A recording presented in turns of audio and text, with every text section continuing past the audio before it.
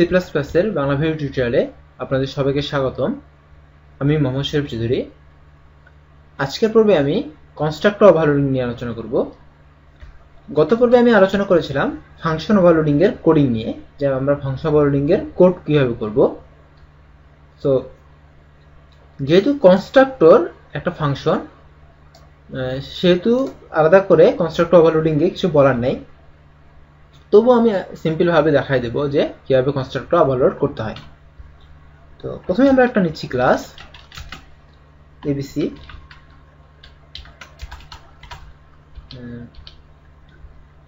এর একটা ইন্টিজার আমি নিচ্ছি নিলাম এবং এরপর পাবলিক দিচ্ছি পাবলিক। এখন আমি একটা কনস্ট্রাক্টর ডিক্লেয়ার করতেছি এবিসি ইন্টিজার x দিয়ে আমি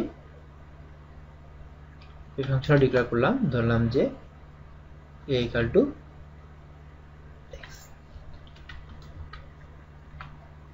x করলাম। তো আরেকটা আমি ফাংশন এখানে দিচ্ছি যে ইন্টিজার রিটার্নের জন্য আরেকটি দিলাম যে এর মানটা রিটার্ন করবে। এটা কাজ হচ্ছে রিটার্ন করবে এর মানটা, আমাদের প্রোগ্রামে যদি কখনো এর মান দরকার হয়। আচ্ছা, এটা আমি একটা সাধারণ ক্লাস তৈরি করলাম। এ হচ্ছে একটা প্রাইভেট মেম্বার, এবিসি হচ্ছে একটা কনস্ট্রাক্টর এবং এই রিটার্ন হচ্ছে একটা ফাংশন যেটা যে কোনো সময় এর মানটা আমাদেরকে রিটার্ন করে দেবে। সো এখন আমি যদি একটা ক্লাস ডিক্লেয়ার করি, এর অবজেক্ট ডিক্লেয়ার করি এবিসি অবজেক্ট, আমি ডিক্লেয়ার করলাম। এখন অবজেক্ট এখানে ডিক্লেয়ার করার সঙ্গে সঙ্গে আমাকে দিয়ে দিতে হবে প্যারামিটার 5 দিয়ে দিলাম। এখন আমি দেখব তাহলে অবজেক্ট ডট আরটি রেড, এটাকে আমি কি করব, প্রিন্ট করব। এটাকে আমি প্রিন্ট করলাম। আমি যদি এখন এই প্রোগ্রামটাকে রান করি, তাহলে এখানে যে সমস্যাটা হচ্ছে ইন্টিজার x,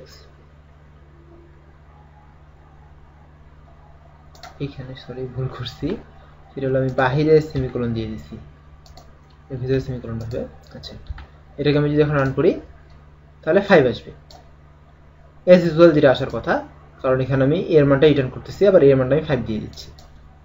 কনস্ট্রাক্টর ওভারলোড করার ক্ষেত্রে আমরা যে কাজটা করতে পারি সেটা হলো যে এখানে একটা প্যারামিটার আছে, তো প্যারামিটার চেঞ্জ করে আমরা করতে পারি। তো আমি একটাতে প্যারামিটার দিব না, তাহলে কি হলো, এটা থেকে আর ওভারলোড হিসাব হলো, তো সেক্ষেত্রে আমাদের এর মান হবে 0। তাহলে আমি যদি আরেকটা এখানে অবজেক্ট নেই, অবজেক্ট 1, এবং এইখানে অবজেক্ট 1 এর আমি এটা দেই, তাহলে প্রথমটা ক্ষেত্রে 5 আসবে, পরেরটা ক্ষেত্রে 0 আসবে। আবার আমি করতে পারি, দুইটা নিতে পারি।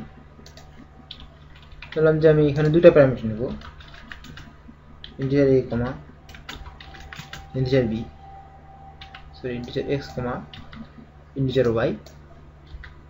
তাহলে আমি এখানে দেব a equal to x plus y। তো সেই ক্ষেত্রে এখানে অবজেক্ট ডিক্লেয়ার করার সময় যখনই আমরা যেটা প্যারামিটার দিব সেটা সে ধরে নেবে। যদি কোনো প্যারামিটার না দেই তাহলে সে ধরে নেবে সেইটা, যদি প্যারামিটার দেই তাহলে সে এখানে ধরে নেবে। জাস্ট ফাংশন ওভারলোডিং এর মতোই। এটাকে যদি আমি দেই, একটা অবজেক্ট 2 ডিক্লেয়ার করলাম, একটা হচ্ছে 2,4 দিলাম, আর এটা যদি আমি এখন অবজেক্ট 2 ডট দেই তাহলে কি হবে, 506 আসবে। এই যে 506 আসছে। তো আমি প্রথমের দিকে একটা টিউটোরিয়ালে আপনাকে যখন কনস্ট্রাক্টর করাচ্ছিলাম তখন বলেছিলাম যে এইভাবে যখন প্যারামিটার কনস্ট্রাক্টর যখন দিচ্ছি, তো প্যারামিটার সবসময় দেওয়াটা কেমন একটা, তো প্যারামিটার যদি আমরা দিতে না চাই সেক্ষেত্রে আমরা বলেছিলাম যে এবিসি একটা সাধারণভাবে লিখে equal to 0 বা কোনো কিছু না দিলেও চলবে। আসলে তখনই আমি ফাংশন ওভারলোডিংটা দেখিয়ে দিয়েছিলাম, বাট আমি আপনাদেরকে তখন এই ক্ষেত্রে এই কথাটা বলি নাই, কারণ ফাংশন ওভারলোডিং ব্যাপারটা একটু জটিল এবং এই পজিশনে আসে আপনাদের কাছে এখন হয়তো সহজ মনে হচ্ছে, কিন্তু তখন আপনাদের কাছে এতটা সহজ মনে হতো না। এই জন্য আমি তখন জাস্ট ইগনোর করে গেছি এবং বলে গেছি যে এটা এইভাবে দিলেই হয়। আসলে ওইটা ছিল ফাংশন ওভারলোডিং এর একটা প্রসেস। তো আপনারা ফাংশন ওভারলোডিং এর বিভিন্ন